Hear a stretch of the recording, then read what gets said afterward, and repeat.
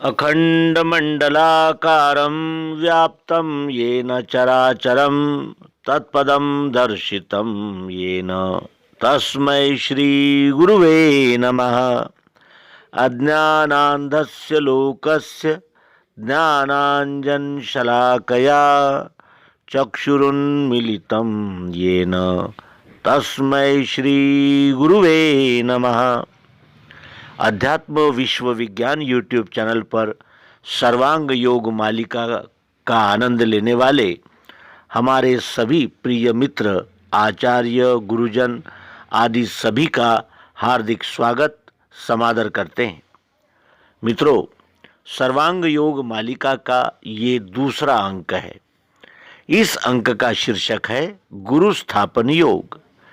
गत अंक में हमने मुमुक्षु की पुकार सुनी, उसके प्रश्न सुने और सद्गुरु ने जो उससे एक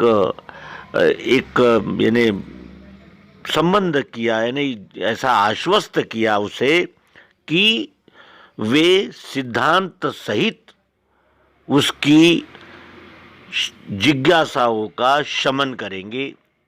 मुमुक्षु का प्रश्न था, कहे तत्श्रुति क्या है त्वम, रहता कहाँ, असी कहा जिसे वो क्या, ध्यान में बैठता नहीं, देखना उसको कैसे, जो देखे वह कौन है, जानना चाहता हूं ये यथार्थ मुझको कहे। मोक्षेच्छा दर्शन योग, जब हमारी मोक्ष प्राप्त करने की इच्छा जागृत होती है और जब इस मोक्ष प्राप्ति की इच्छा का योग होता है, तब हमें ये यानी प्रयास हमारे शुरू हो जाते हैं कि इन सारे परिवर्तनशील और ये इस प्रकार के जो व्यावहारिक जगत है, इसके पार क्या है और इसके पार मैं कौन हूँ और वास्तविक में मेरा क्या है, मैं आया कहाँ से, जाऊंगा कहाँ, इस प्रकार के प्रश्न निर्माण होते हैं। मोक्ष का अर्थ होता है मुक्त होना। किससे मुक्त होना है, किसने हमें बांधा है? तो यदि हम इस प्रश्न की ओर देखें तो हमारे ध्यान में आता है कि हमें अज्ञान ने बांधा है, हमें आसक्ति ने बांधा है, देहाध्यास ने बांधा है और इसी देहाध्यास को छूटने के लिए वो मुमुक्षु यानी मोक्ष की इच्छा रखने वाला सद्गुरु के पास आया था। अब इस दूसरे अध्याय में सद्गुरु एक अत्यंत महत्वपूर्ण बात कह रहे हैं कि प्रश्नों के उत्तर तो अवश्य मिलेंगे, लेकिन उसको प्राप्त करने की एक विधि होगी, क्योंकि देखना उसको कैसे, ऐसा मुमुक्षु का प्रश्न भी था। इसलिए सद्गुरु इस अध्याय में उस बोध को प्राप्त करने की व्यावहारिक और सैद्धांतिक ऐसी युक्ति बता रहे हैं और वो युक्ति प्रत्यक्षदर्शी और यथार्थ होने से इस अध्याय का महत्व अत्यंत यानी जिसे कहते हैं कि हमारी साधना की दिशा में पहला कदम माना जाना चाहिए। क्या कहता है शिष्य, और शिष्य का उत्तर इस अध्याय में सद्गुरु देते हैं। कहते हैं, यह प्रश्न मुमुक्षु का सुन के श्री गुरु कहे, लक्ष्य सिद्धांत का जो सो निश्चयार्थ स्वरूप के, यही विज्ञान की रीति साक्षात्कार स्वरूप का, इसी का बोध होने से दृढ़ निश्चय है मिले, जड़ चैतन्य की ग्रंथि छूटने का सुमार्ग ये, बता से अपने आगे रखना भूलना नहीं, फिर वे सूक्ष्म दृष्टि से देखना बोध के लिए, हिये में बोध होते ही मुक्ति है ब्रह्मजाल से। सद्गुरु से मुमुक्षु ने किए हुए जो प्रश्न थे, उन प्रश्नों को सुनकर सद्गुरु कहने लगे कि सिद्धांत का लक्ष्य यदि प्राप्त करना है तो और सिद्धांत के लक्ष्य का यदि हमें व्यावहारिक आकलन चाहिए तो तभी हो सकता है जब हम विज्ञान की रीति से इस बोध को प्राप्त करें। विज्ञान की रीति क्या है? अब तक हर प्रयास ज्ञान विज्ञान को प्राप्त करने के लिए ही मुमुक्षु ने किया। उसने पूर्व में ही कह दिया कि मैंने श्रुति स्मृति शास्त्र पुराण आदि है पढ़े और यथा विधान कर्मों को उनके करके लखा। लेकिन फिर भी वो कहता है कि मेरा समाधान नहीं हुआ, मेरे मन की चंचलता समाप्त नहीं हुई, मेरे शंका और संशय को कोई यानी मर्यादा ही नहीं रही। ये ऐसा क्यों हुआ और मुझे स्थायी शांति की प्राप्ति समाधान कैसे मिलेगा? तो भगवान श्री मायानंद जी चैतन्य कहते हैं कि सिद्धांत का लक्ष्य प्राप्त होता है तभी हमारे स्वयं के स्वरूप का निश्चय होता है।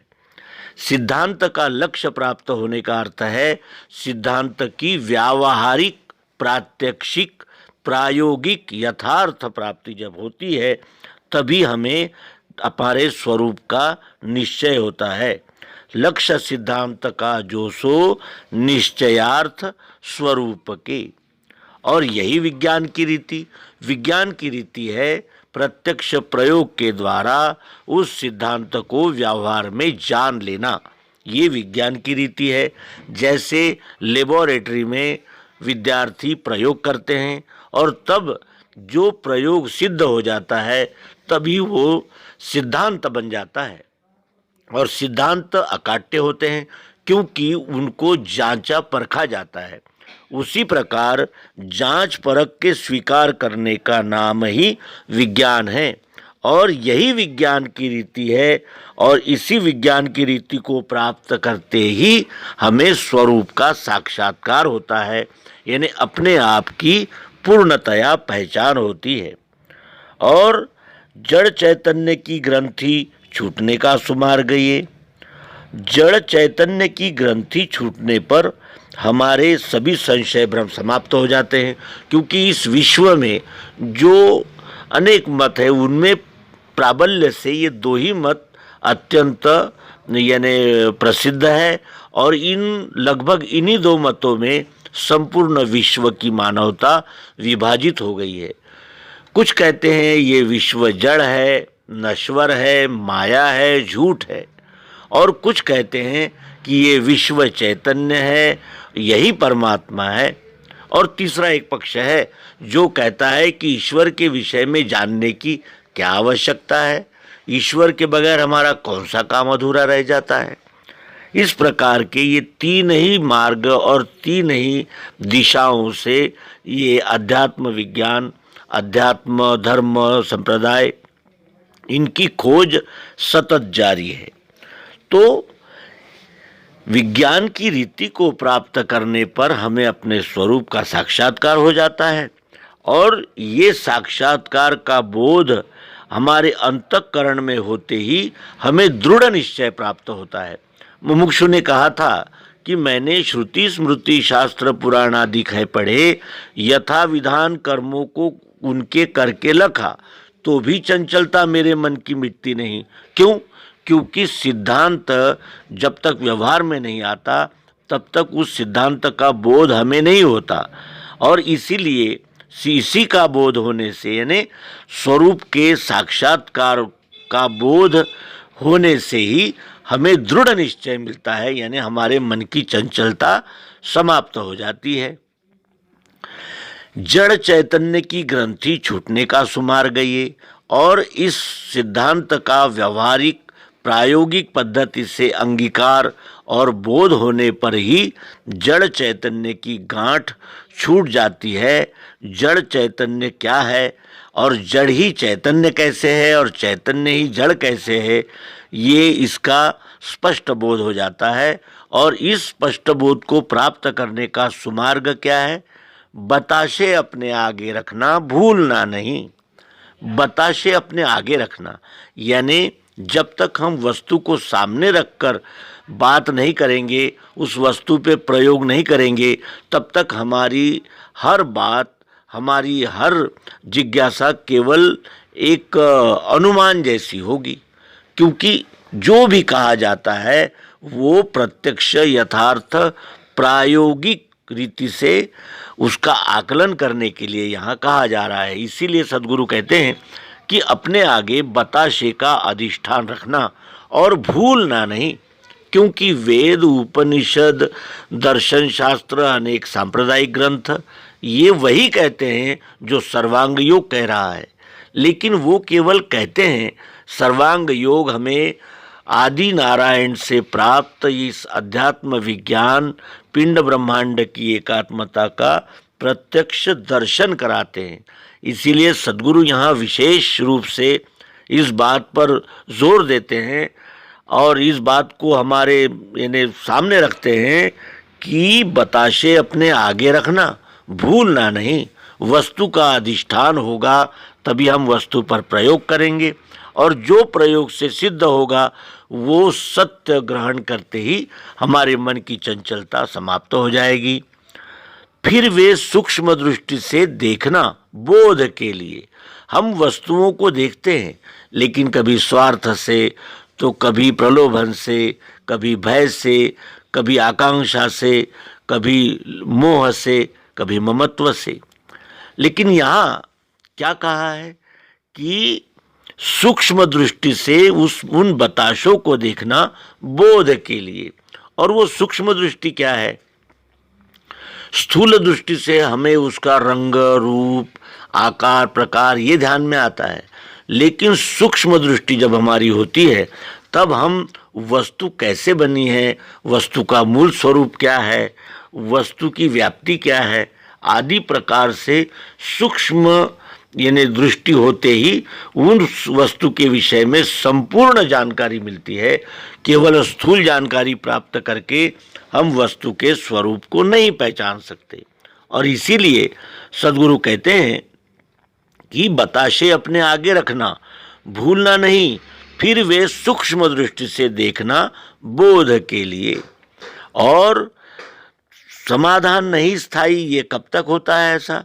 जब तक हमें बोध न हो। और इसीलिए सद्गुरु से वो जो प्रश्न किए थे उनका संपूर्ण समाधान यथावत उसे प्राप्त हो।